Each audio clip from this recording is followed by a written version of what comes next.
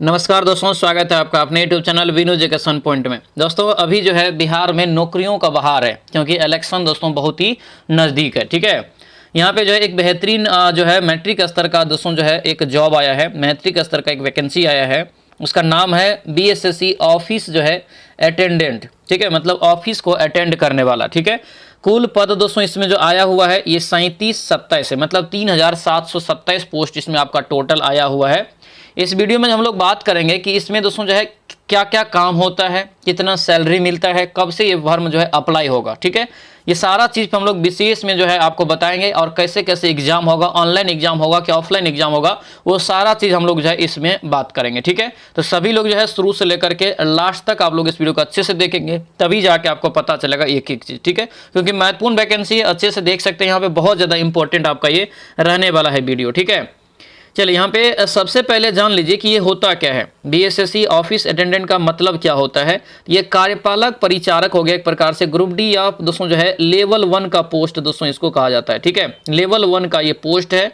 Level 1 post में क्या होता है, सबसे पहले ध्यान रखना कि लेवल 1 पोस्ट में जो है इसका बेसिक सैलरी जो बेसिक जो होता है वो 18,000 से शुरुआत होता है, और 18,000 पे सारा अलाउंस मिलता है। जैसे हो गया कि रूम रेंट अलाउंस मिलता है, मेडिकल अलाउंस हो गया, उसके बाद महंगाई भत्ता हो गया, ये सारा चीज़ जोड़ के आपको जो है मिला जुला के इसका पूरा सैलरी आपको हम जो है मिलता है, लास्ट में बता देंगे वो। ठीक है, मुख्य कार्य जो होता है अधिकारियों और कर्मचारियों की फाइल पहुंचाना। देखते होंगे एक ऑफिस से दूसरे ऑफिस जो है फॉर्म या कोई भी फाइल को पहुंचाना या सिग्नेचर उस फाइल पे करवाना, ये सारा चीज़ काम होता है। ऑफिस के जितने भी साफ सफाई का काम होता है, इनका ध्यान रखने का काम भी इसका ही होता है। दस्तावेज जो ले जाना, लेकर जाना और आना जो भी होता है, ठीक है, इधर से उधर, यानी कि कोई किसी को जो है बहुत दूर भेजना है कोई दस्तावेज को, तो उसी के द्वारा ये आपको भेजा जाएगा। तो ये सारा चीज़ आपका इसमें आपका काम होता है।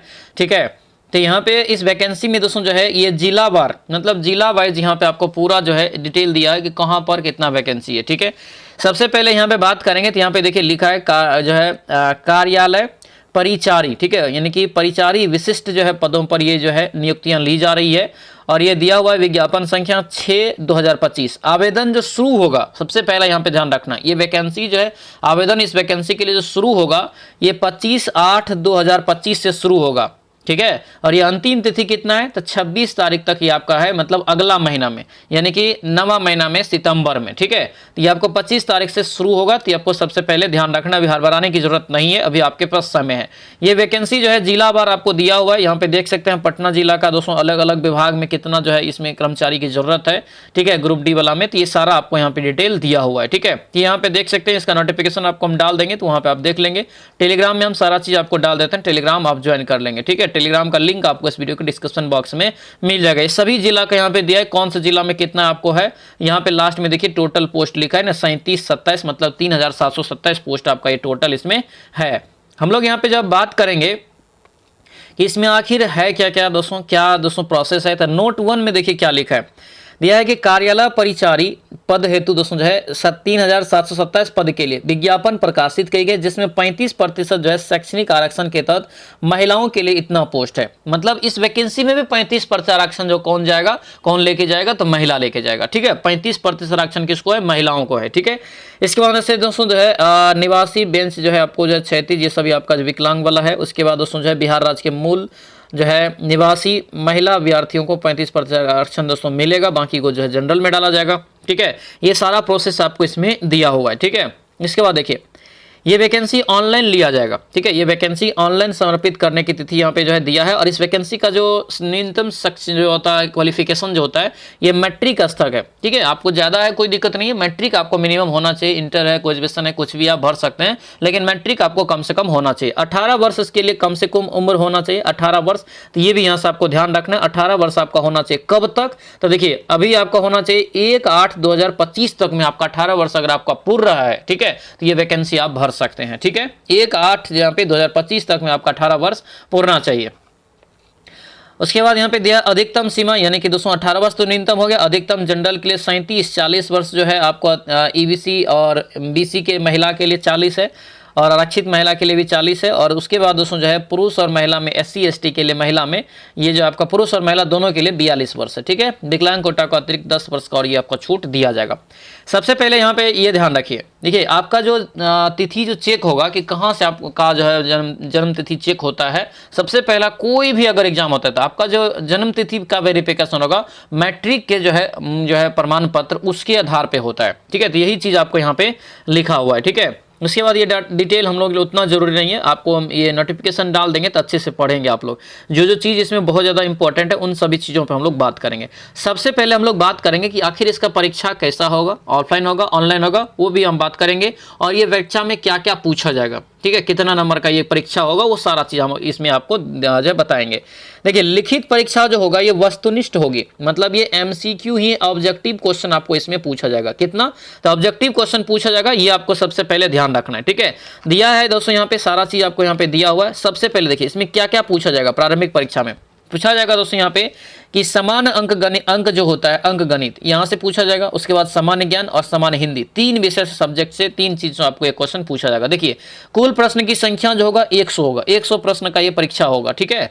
जिसमें आपको प्रत्येक उत्तर के लिए 4 अंक दिया जाएगा और गलत अगर बनाएंगे तो 1 अंक की कटौती, मतलब 1/4 इसका में जो है आपको निगेटिव का भी प्रावधान है। मतलब इसमें निगेटिव है लेकिन ये 1/4 थोड़ा ज्यादा निगेटिव नहीं माना जाता है, तो आप बना सकते हैं, कोई दिक्कत नहीं है, ठीक है। परीक्षा 2 घंटा की होगी। परीक्षा 100 नंबर का जो ये परीक्षा होगा 100 क्वेश्चन का, ये 2 घंटा की होगी, ठीक है। उसके बाद दिव्यांग पर जो अभ्यर्थी उसको तो 20 मिनट अलग से दिया जाता है, तो आपको पहले से पता होगा, ठीक है।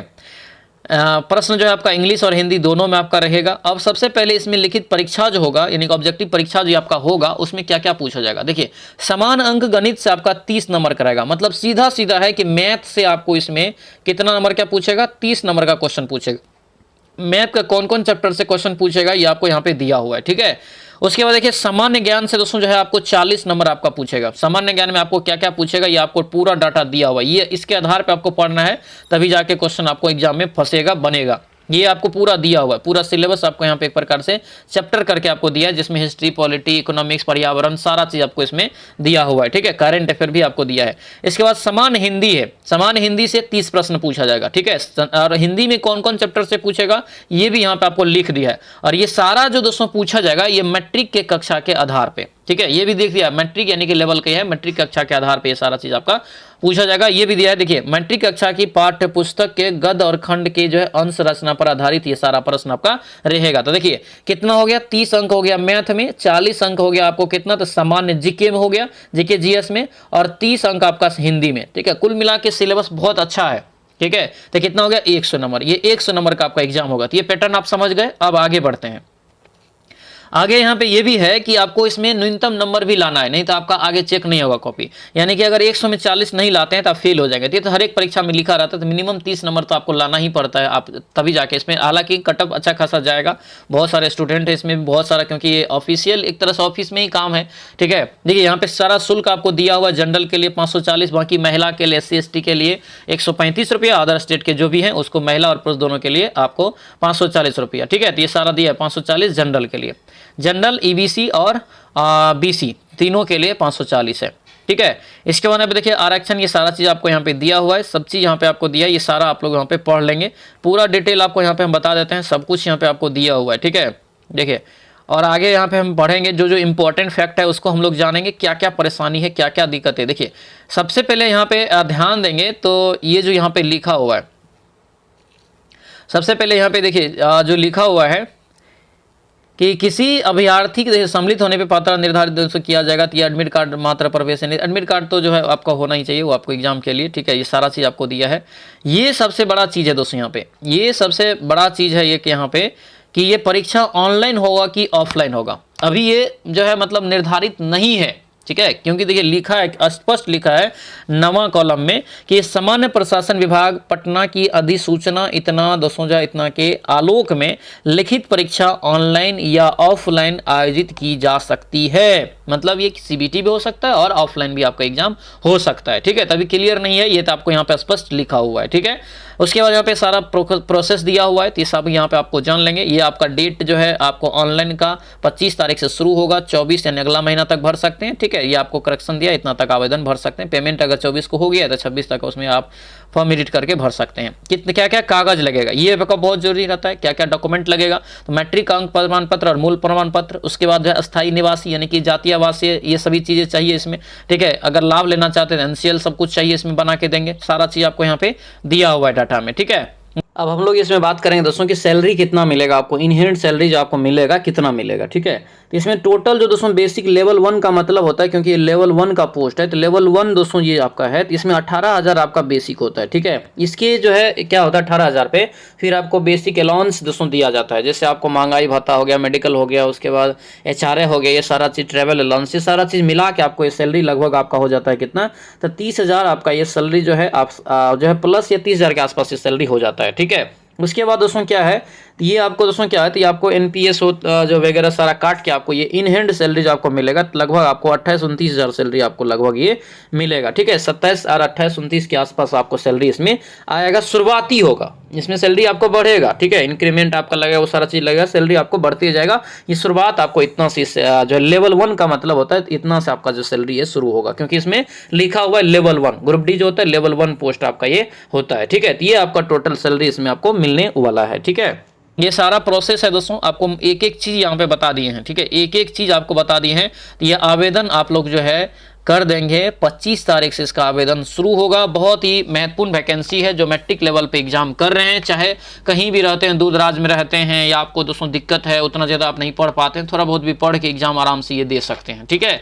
क्योंकि इसमें जो है आपको मैट्रिक लेवल का सिलेबस अच्छा है, 30 क्वेश्चन हिंदी से रहेगा और 40 क्वेश्चन आपका जो है जीके जीएस से रहेगा, और 30 क्वेश्चन दोस्तों इसमें क्या रहेगा, तो आपका मैथ से रहेगा, ठीक है। ये कुल 100 नंबर का एग्जाम होगा। ये निगेटिव ओनली 1/4 है, तो आपको आराम से बनाना है, कोई दिक्कत आपको नेगेटिव ये लेके नहीं चलना है, ठीक है। तो ये पूरा प्रोसेस था, ठीक है। तो सभी लोग जो अच्छे से इसको जो है देख लेंगे। 25 तारीख से फॉर्म अप्लाई होगा, तो आप लोग यहाँ पे जो है अप्लाई करेंगे, ठीक है। इसके लिए हम आपको जो है आगे क्या प्रोसेस होगा, जो है क्या पढ़ना चाहिए, कैसे पढ़ना है, वो सारा चीज़ हम आपको गाइड करेंगे। होगा तो बैच भी लाएंगे जिसमें आपको हम पूरा जो है इसमें पढ़ा देंगे, ठीक है। तो ये था पूरा डिटेल। आप लोगों को कैसा लगा सभी लोग जो है कमेंट करके बताएंगे, और सभी लोग इस वीडियो को लाइक कर देंगे, सभी लोग शेयर भी कर देंगे, ठीक है। तो चलिए सो मिलते हैं हम लोग जो है नेक्स्ट वीडियो में, नेक्स्ट जो है अपडेट में। तब तक के लिए जय हिंद। और ये मैट्रिक स्तर पे है, ये भी ध्यान रखना, ठीक है।